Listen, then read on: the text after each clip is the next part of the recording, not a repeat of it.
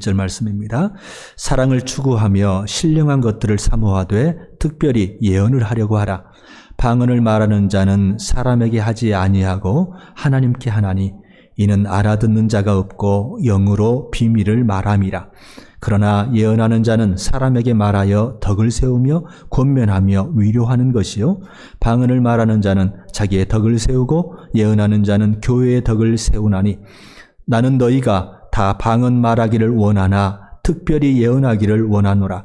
만일 방언을 말하는 자가 통역하여 교회의 덕을 세우지 아니하면 예언하는 자만 못하니라.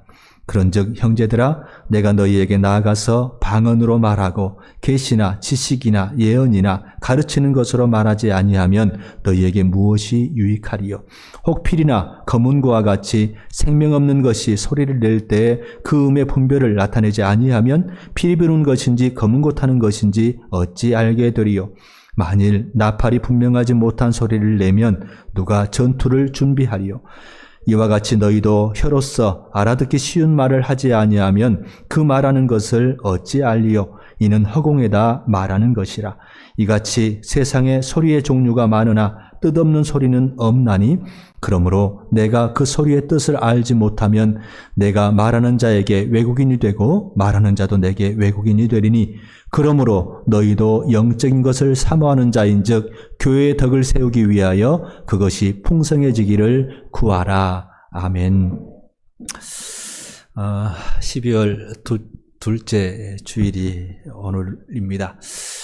이제 주일로서는 딱 2주밖에 남지를 않았습니다. 많이 아쉬움이 많이 남는 그런 분들도 계실 텐데요. 동시에 우리가 대림절을 지금 보내고 있는데 우리 주님 예수 그리스도를 우리 마음 가운데 다시 한번 주님으로 또 더 구체적으로 새롭게 모실 수 있는 기회, 그런 기회로 여러분 삼아가시면 그런 아쉬움들이 훨씬 덜하지 않을까 싶습니다. 여러분 교회력, 우리 기독교에서 사용하는 달력이죠. 교회력은 올해 수세기 전부터 이제 교회 안에 전통으로 자리 잡아 왔는데요. 그 교회력에 따르면 우리가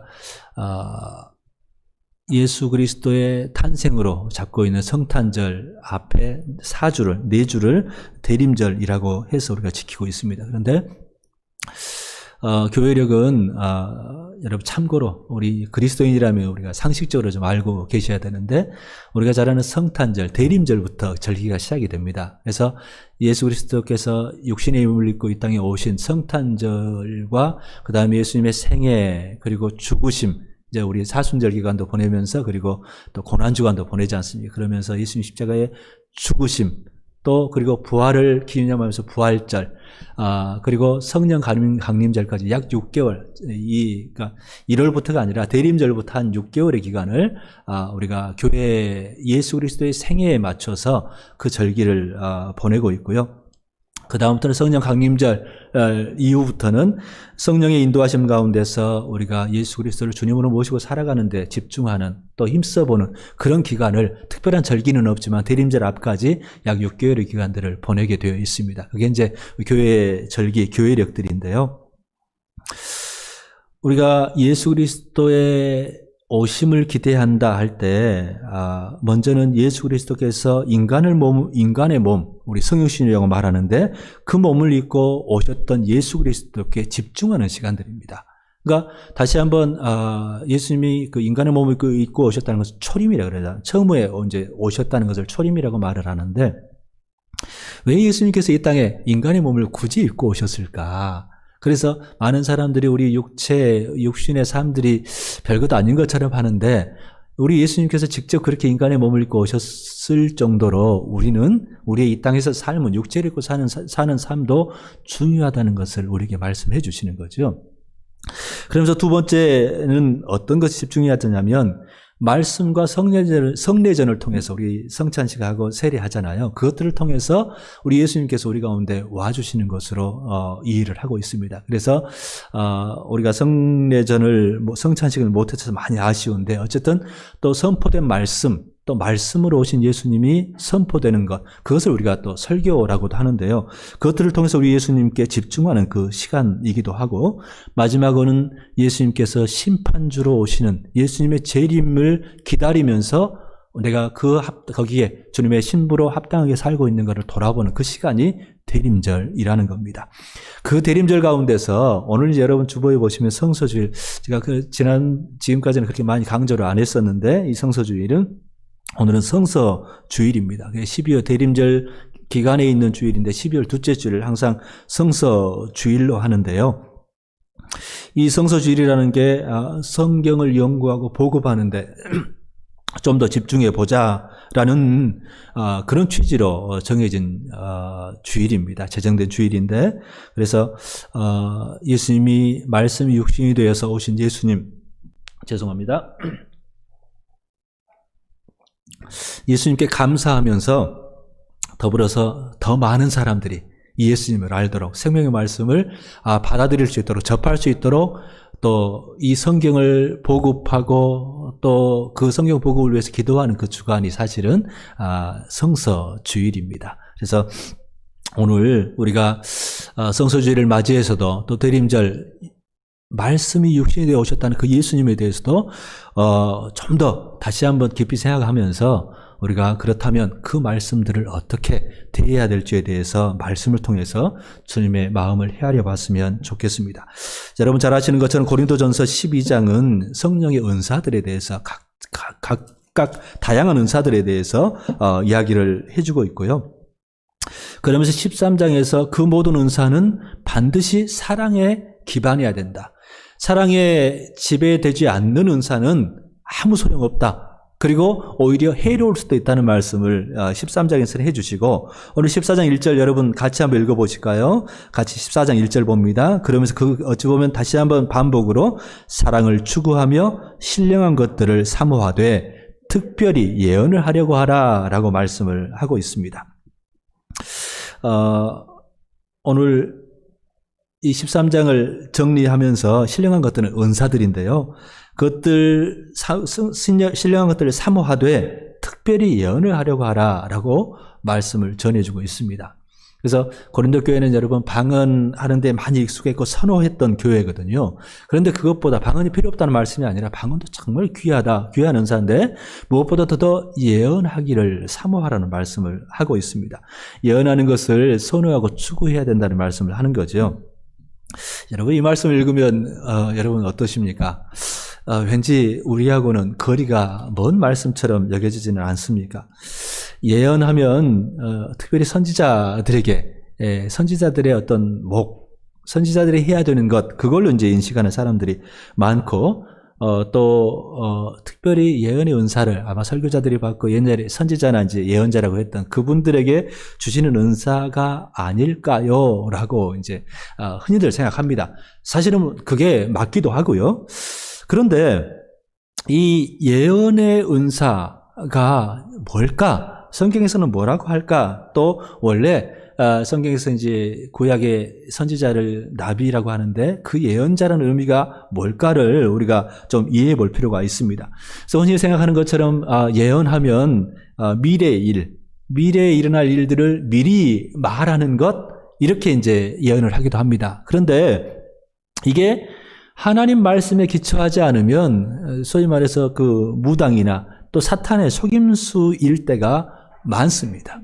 그러니까 그런 예언만이 아니라 실제로 오늘 이제 그 예언이라고 그 기록된 그 단어는요, 프로페투오라고 하는 그 단어를 사용하는데 말을 토해내다, 미리 경고하다, 또 다른 사람을 위해 말하다라고 하는데 하나님의 주어진 말씀을 가지고 경고하기도 하고 또 가르쳐 알게 하는 것 자체가 예언이라는 거죠.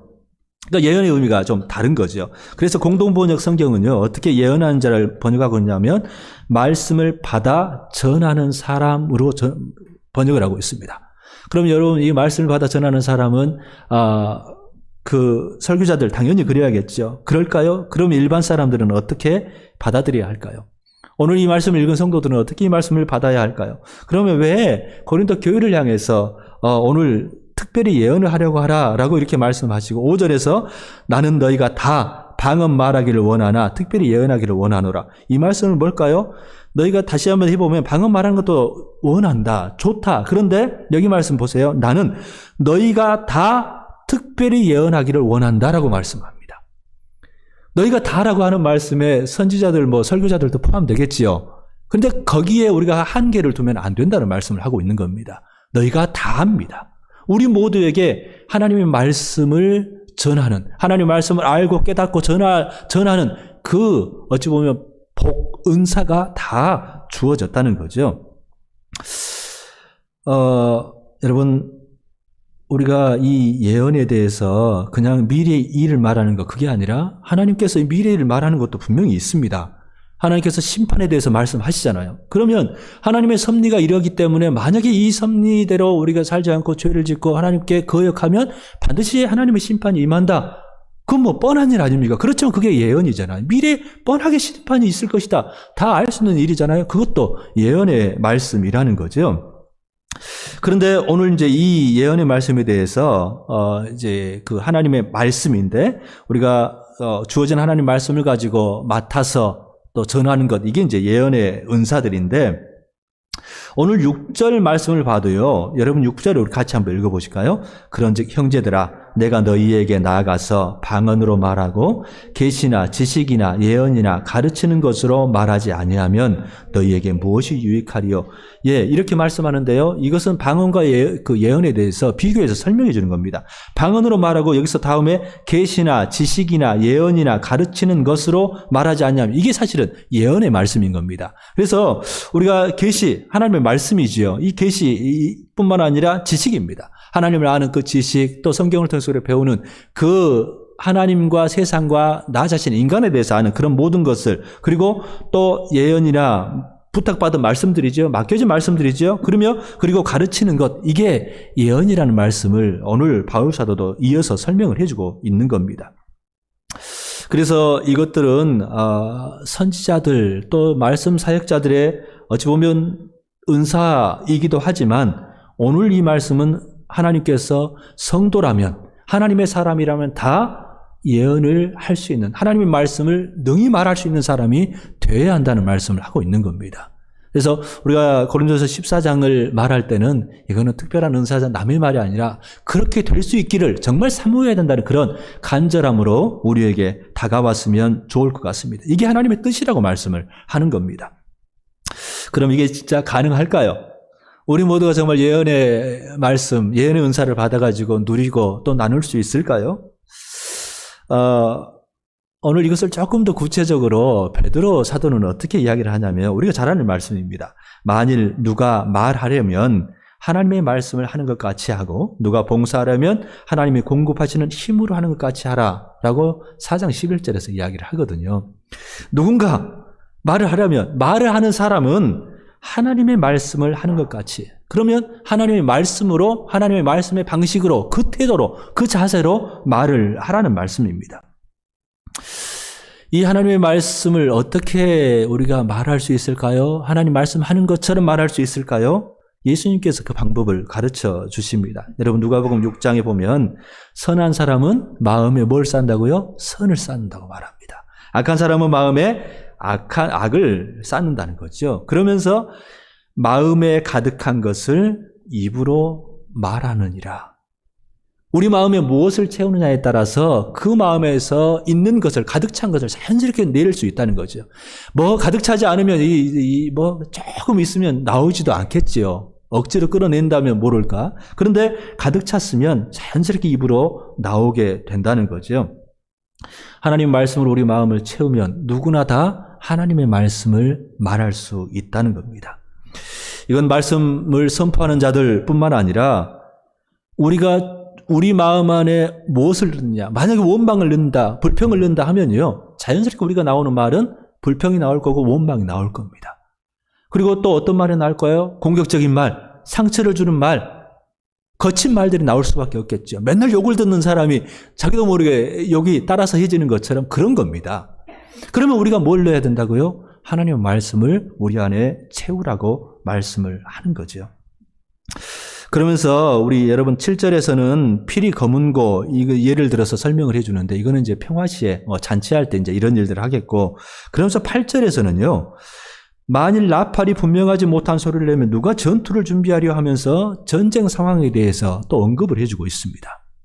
이것은 우리가 영적인 부분에 관련이 되어 있다. 영적 전쟁 가운데 있을 때 반드시 성령의 검인 하나님의 말씀으로 무장하지 않으면 안 된다는 그 경고도 들어있는 겁니다. 그러면서 12절 여러분 읽었지 않습니까? 12절 다시 한번 더 읽어보십시다. 그러므로 너희도 영적인 것을 사모하는 자인즉 교회의 덕을 세우기 위하여 그것이 풍성하기를 구하라. 예언의 말씀, 하나님 말씀이 풍성하기를 구하라, 추구하라, 힘쓰라 그 말씀을 해주는 거죠. 우리가 영적인 것을 사모하는 자, 영적인 전쟁 안에 우리가 거하는 사람들이고 영적인 삶을 더불어 살아가는 사람이라는 것을 아는 사람이라면 반드시 예언, 하나님 말씀이 우리에게 풍성하기를 구하라, 추구하라고 말씀을 해주시는 거죠. 여러분, 의사들이, 제가 요즘 유튜브에서 크리스찬 의사로 꽤 이렇게 균형 잡히게 이렇게 하는 유튜브 강의를 가끔 듣습니다. 그래서 나중에 우리 교우들에게도 이것을 전해가지고 좀 틈날 때마다 한 번씩 일주일에 하나씩이라도 좀 들어가면 많이 건강 생활이 유익하겠다는 그런 방송이 있어서 좀 보는데요. 이분이 이제 근육에 대해서 이야기를 하면서 건강을 위해서는 반드시 운동을 해야 되는데 근육을 만들 필요가 있다는 이야기를 합니다. 근데 지나친 운동을 하면 오히려 몸에 안 좋고요. 적당한 운동, 어느 정도 저항이 있고 약간의 부담이 되는 그 운동을 하면 우리 몸 안에 어떤 나쁜 세균이나 병균이나 해로운 물질들이 이렇게 들어오거나 생겨나면 항염작용을 하는 그 물질이 근육에서 만들어진답니다. 그러니까 근육 운동을 할 때 특별히 이제 코어 운동이나 그런 운동을 할 때 막 온몸 아파가지고 하루 하고 말고 그런 거 말고요. 꾸준하게 조금 힘든 운동을 이렇게 해가면 또 걷더라도 그냥 산책이 아니라 약간 위아래 언덕 같은 데를 이렇게 걷고 하면 거기서 이제 그 근육 안에서 항염 작용을 하는 그 물질, 이제 마이오카인이라고 이렇게 이야기를 하던데 그게 나온답니다. 그래서 몸 안에 이제 치유가 일어나는 거죠. 그래서 근육 운동을 하는 사람은 어떤 병균이 이렇게 들어올 때, 요즘 코로나 때문에 뭐 하는데 병균이 들어올 때 훨씬 약하게 지나갈 수 있답니다. 그래서 이겨낼 수 있는 힘도 있고요. 그런데 문제는 이 근육, 육체의 근육만 아니라 우리의 영, 우리의 속사람도 비슷한 속성을 가지고 있다는 거죠. 우리가 영적인 근육을 만들면 우리에게 시험이 오거나 어려운 환난들이 올 때 쉽게 또 가볍게 지나갈 수 있다는 거죠. 그래서 영적인 근육이 뭘까 할 때 우리 너무 잘 아는 겁니다. 말씀 근육, 또 기도 근육입니다. 그러면서 그것들을 그 근육을 잘 활용해서 하는 것이 우리가 잘 아는 하나님의 의와 공도를 우리 삶 속에서 행하면서 사랑하면서 그렇게 살아가는 우리 삶들이 우리의 근육을 만들어 가는 거겠죠. 우리 예수님께서도 사실 그런 우리에게 본을 보이셨는데요. 말씀이 육신이 되어 오신 분, 말씀 자체이신 분이기 때문에 우리가 예수님이 12살 때 성전에 가가지고 거기서 선생들, 랍비들과 토론하는 그런 이야기. 그래서 오히려 선생들이 그 말씀에 집중하는 그런 기사를 저희들이 읽지 않습니까? 말씀이 육신이 되어 오신 분이니까 당연히 그러셨겠죠. 그런데 예수님께서는 거기서 머물지 않고 성경을 읽다 보면 우리가 예수님께서 자주 한적한 곳을 찾으셨다는 그 이야기를 읽게 됩니다. 이 한적하다는 것은 그냥 사람이 없는 것 그런 의미가 아니고요. 어떤 여러 가지 방해들이 우리 가운데 있는데 그것들을 다 피해서 오직 하나님께만 집중하는 곳, 그것을 찾으셨다는 겁니다. 그러면서 하나님께서 예수님께서 한적한 곳을 찾으시기만 한 게 아니라 습관을 따라 또 기도하셨다는 말씀을 하는 거죠. 예수님께서도 하물며 한적한 곳을 찾으셔서 하나님께 집중하고 또 습관을 따라서 기도했다면 우리들도 당연히 그 부분들을 힘써야 할 필요가 있다는 거죠. 여러분, 성경을 대하는 태도가요, 어떤 분이 이제 여러 가지로 설명을 합니다만은, 성경을 어떤 태도로, 어떤 자세로 대하느냐를 이렇게 설명하는 분이 있더라고요. 저도 이제 그것들을 들으면서 우리 교인들에게 이렇게 설명하는 게 더 좋겠다 하고서 이제 다시 한번 정리를 해봤는데, 성경을 나침반으로 생각을 하고 그렇게 대하는 사람, 또 지도로 대하는 사람, 지도처럼 생각하는 사람, 그리고 내비게이션처럼 대하는 사람이 있다는 거죠. 나침반이라는 것은 요즘 거의 이제 사용을 하지 않습니다. 그죠? 차에도 그런 나침반 기능이 있던데 그거 잘 쓰지 않습니다. 그냥 내비게이션 보고 사는데요. 이 나침반이라는 것은 그저 방향만 지시하는 거죠. 북쪽이냐 남쪽이냐 거리 이런 거 없습니다. 그냥 방향만 가르치다 보니까 나침반처럼 성경을 대한다는 것은 어찌 보면 선포되는 말씀, 그냥 설교에만 만족하는 사람이 성경을 나침반처럼, 그래서 그냥 그 방향 한번 알고 싶을 때 보고, 근데 이 말씀만 듣는데 요즘은 이제 방송이 발달하다 보니까 이 사람 저 사람 여러 가지 이제 설교 영상들이 쉽게 볼 수 있습니다. 그런데 재밌는 것은 같은 성경 본문을 가지고 전혀 이 의미가 다르게 설교하는 사람들이 있더라는 거죠. 그러면 이제 우리가 그것을 나침반 삼은 분들은 혼동하게 됩니다. 어떻게 가야 되지? 이걸 분별할 수 있는 힘이 없거든요. 그것을 방향만 가르치지 내가 그 말씀을 받아 먹어보고 또 이것을 진짜 그러한가 보자 하고 찾아보지 않은 사람, 또 성경을 통해서 우리가 접해보지 않은 사람들은 그 힘이 없는 겁니다. 그러다 보니까 믿음의 투사인 것처럼 그냥 강하게 말하고 하면 그게 진짜 하나님 말씀인가를 분별하지 못하고 그냥 미혹되고 그것 쫓아가고 휘둘리는 사람들이 의외로 많이 있는 것을 보게 됩니다. 여러분, 썬데이 크리스찬이란 말 하지 않습니까? 떠먹여주는 것만 받아먹는 사람입니다. 여러분, 떠먹여주는 것을 받아먹는 사람은 사실은 강한 사람이 아니거든요. 사실은 연약한 사람이거든요. 연약한 사람은 단단한 음식을 못 먹게 되죠. 그러면 죽만 먹게 됩니다. 그러면 여러분, 설교 말씀이 어떻게 죽만 먹을 수 있습니까? 단단한 음식도 주거든요. 그러면 그 말씀들이 이제 어려워서 받아들이지를 못하게 되는 거죠. 끊임없이 죽만 받아먹는 것. 그래서 그것도 이제 힘들면 그 설교 말씀마저도 이렇게 건너뛰게 되고 하다 보면 영적으로 말라가고 기아 상태가 되는 그런 처지에 처하게 됩니다. 그런데 감사하게도 정말 이 은혜로 영의 생명을 가까스로 유지할 수 있을지는, 연명할 수 있을지는 몰라도 무기를 갈 수밖에 없습니다. 그 안에서 믿음이 자라지를 못하게 되는 거죠. 하나님 말씀을 들을 때 우리에게 믿음이 생긴다고 그러지 않습니까? 믿음은 들음에서 나며 들음은 하나님의 말씀으로부터 말미암는다.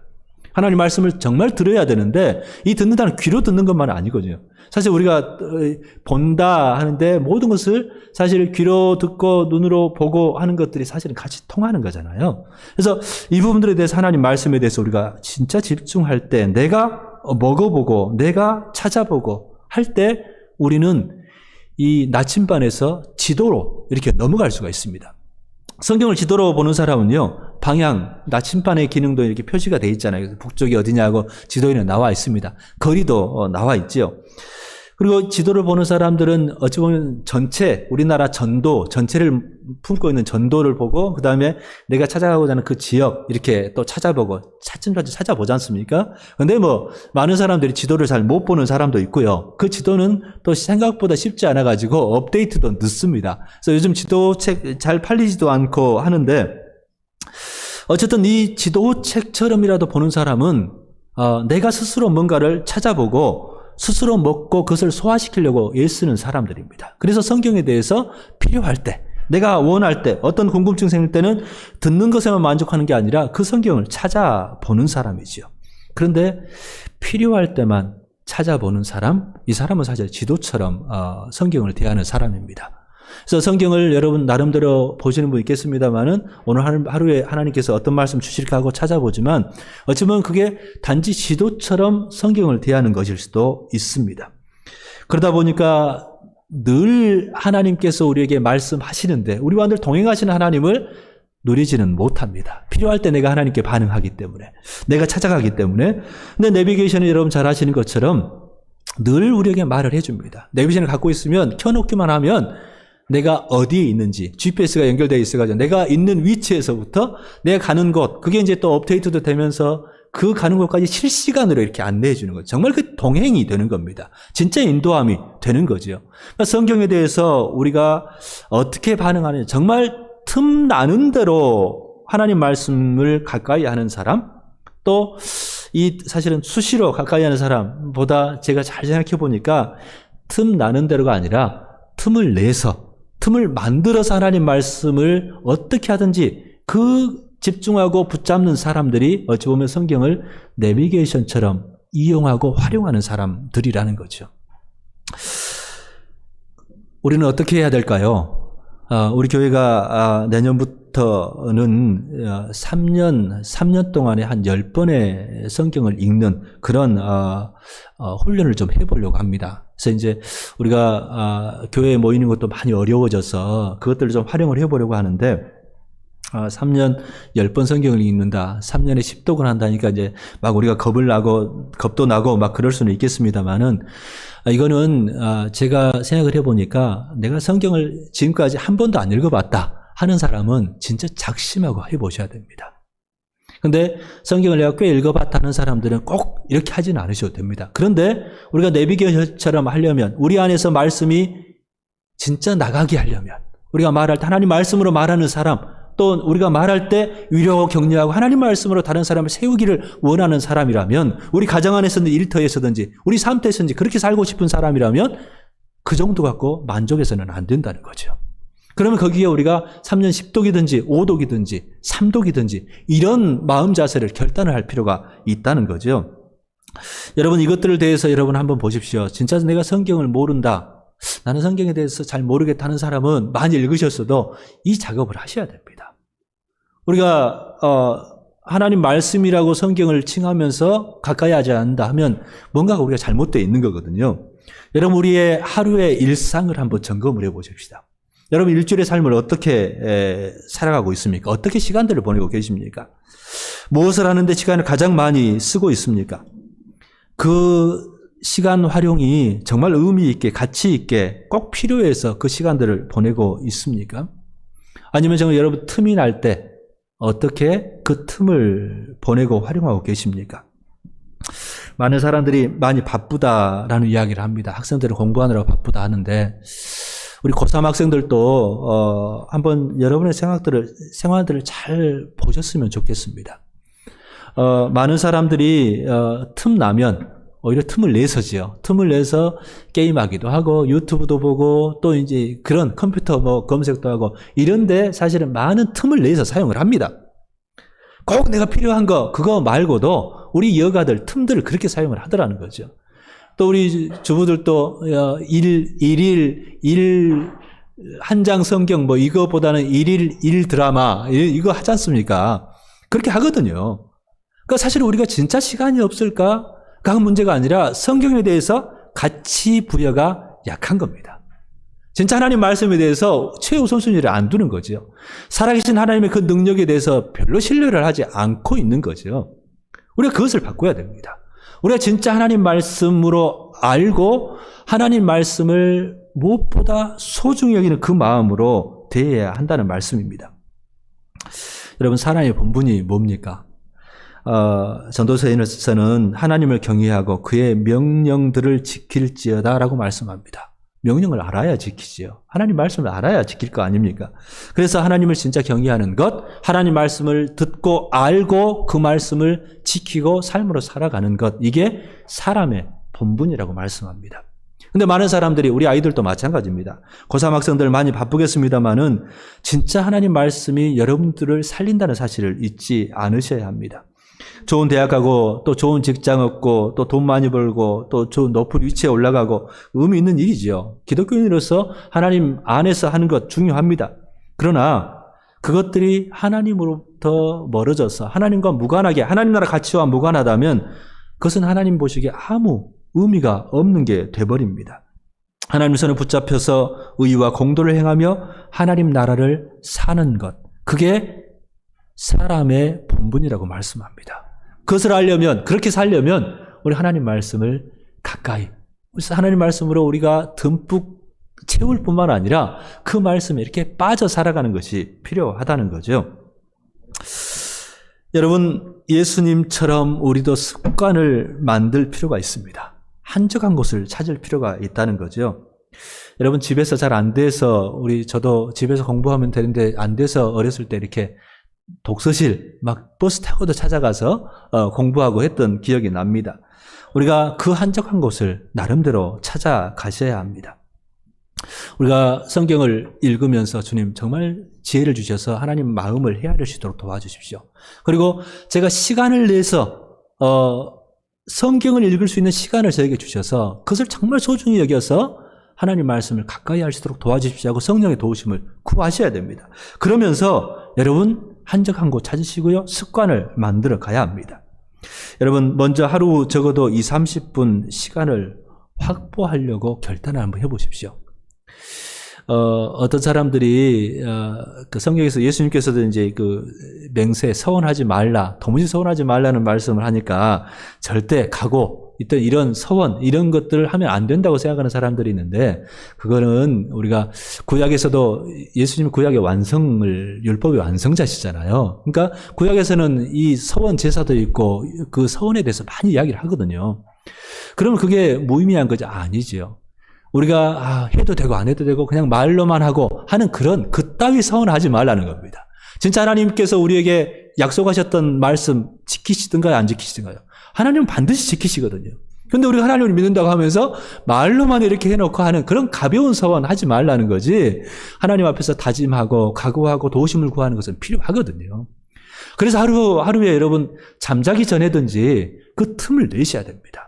그래서 정말 잠자기 전에 내가 너무 피곤해서 날마다 그냥 나도 모르게 뭐 하다가 졸고 골아 떨어진다 하는 분들이라면 좀 방법을 바꿔야겠지만 잠자기 전에 정말 20분, 30분 시간을 한번 내보십시오.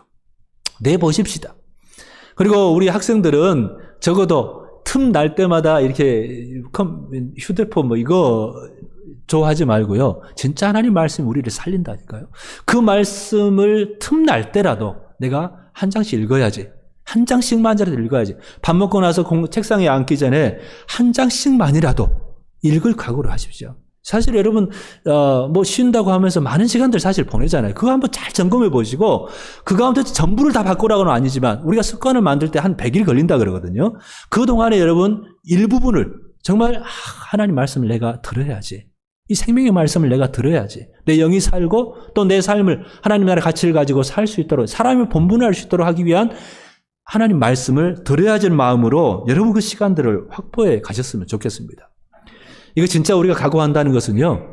내가 어제 정말 그걸 못했다 하면 그 다음 날은 한 끼를 금식하시고 그 20-30분을 확보하시는 겁니다.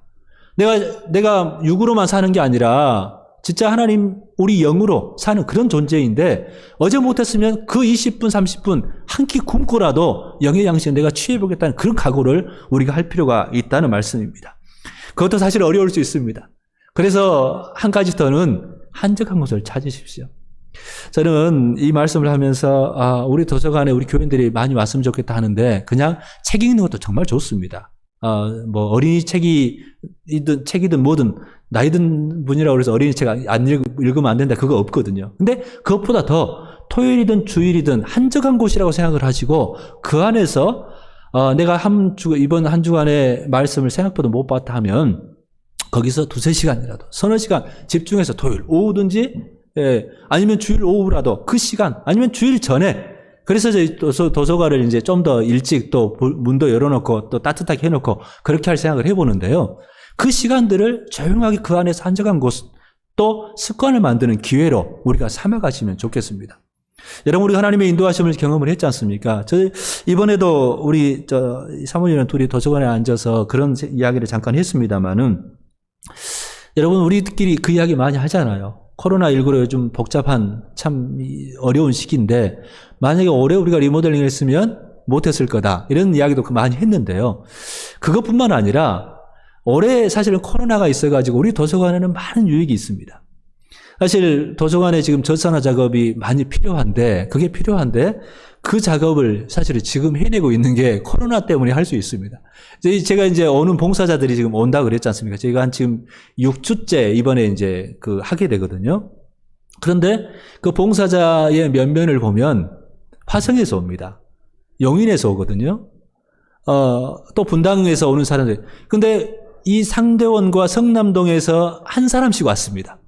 만약에 이쪽에서만 구했으면 못하는 거죠. 근데 이 코로나 때문에 다른 봉사기관들이 문을 열지를 않습니다. 그 기회를 안 주는 거죠. 그러니까 화성에서도 오고 용인에서도 꽤 많은 사람들이 왔습니다. 그쪽에서.